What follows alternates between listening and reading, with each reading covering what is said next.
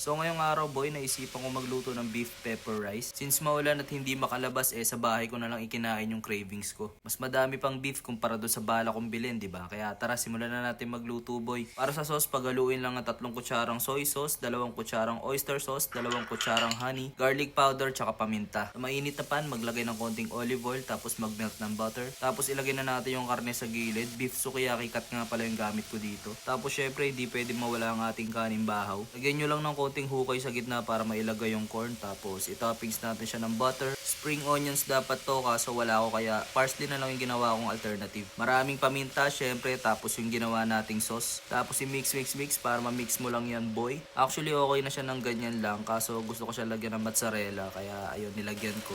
Napakasarap na itong kainin ng mausok-usok pa boy, kaya ilagay na natin agad dyan sa mangkok. Napakadaming karne, di ba? Hindi ako mabibitin. Lagyan lang ng konting arte para maganda sa mata. Tapos alam mo na kasunod yan boy.